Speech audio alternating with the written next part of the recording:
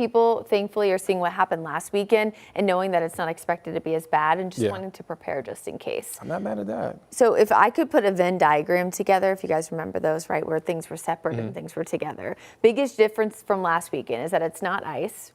So while there's not zero travel hazards, they're not nearly as bad. This is a little bit more fun. And it's not going to last as long on the roads. Because think about ice. It's about 90% water, so it takes a while for that to melt and clear out. But snow is like 90% air, especially because we're getting the fluffy stuff. So we'll probably see some icy roads into Monday morning, but after that, most of the week looks better. Did you get me a sled? No, I just figured that you could hop on the back of mine and we could just, Oh, all right. like when you go on a horse, you know, with a friend. As long as we got a sled, okay, we're covered. We're covered, folks. Well, I guess we'll have to find a hill first. Averted. It's not that hilly in Charlotte, but I feel like the closer you get to uptown it is. Either way, folks, here's a look at Blowing Rock right now. As always, it always happens to me. The camera's frozen, but you can see fresh snowfall on the ground because it is actively snowing in that area. Sometimes I can trick it if I go back, but it doesn't look like today. So we're seeing a few snowflakes starting to develop, right, in a few areas that are starting to moisten up the atmosphere. But for the most part, flakes starting just after midnight. Watching for slick roadways tonight and into Saturday morning. Snow essentially most of the day tomorrow. We're going to see gusty winds around 30 miles an hour. So try to avoid travel if you can. Again, not as treacherous as last weekend, but with those gusty winds and the really fluffy snow, the snow is going to be blowing all over the place. Think lowered visibility similar to like a dense fog advisory. Saturday night, things do start to end, and the bitter cold is going to be the big story once the snow is over as we stay below freezing all day Sunday. And wind chills, I know Nick's not excited about this. Wind chills here in the Charlotte area, not only in the number or the single digits that is, but closer to 0, even here in the Queen City. Let's talk about the setup that's happening right now, because a lot of people actually online have been asking questions as to not knowing where this storm is coming from, right? A lot of times that we have available access to what's called the Weather Prediction Center, folks can go look at the surface map. The problem here is that a lot of it is happening not near the surface, in the upper levels of the atmosphere. So we have two jet streams that are always present across the Earth. We have the upper level jet stream here, that's where a lot of our cold air comes from, and then we have the subtropical jet stream. Both of these allow for storm tracks to happen.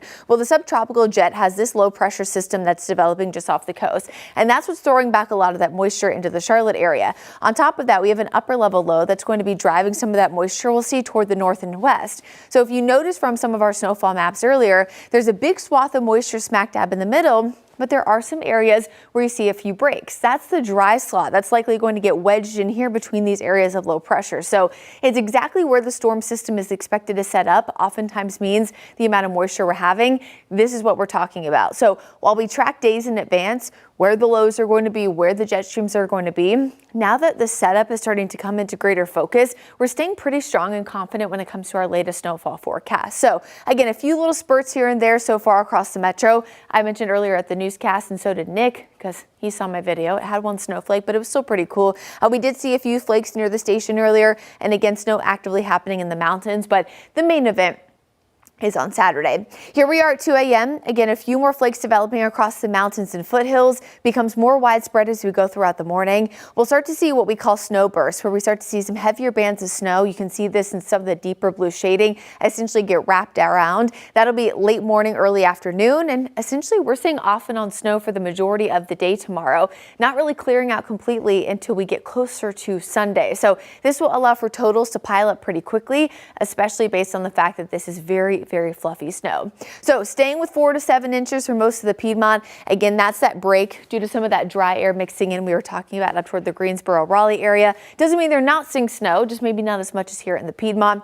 And there will be a few isolated spots here closer to the Charlotte area and southwest that we will be watching for some isolated higher totals. Again, it depends on where that heaviest band sets up. Again, we know higher totals near the coast, where they're also going to see closer proximity to the low. Once the storm passes by, again, we know the big story afterwards is the cold weather. We have single-digit wind chills, even a few spots near 0 tomorrow afternoon and early Sunday morning. Monday morning could also be the coldest morning we've seen since 2022. At least the winds will start to die down, and we finally get above freezing Monday afternoon.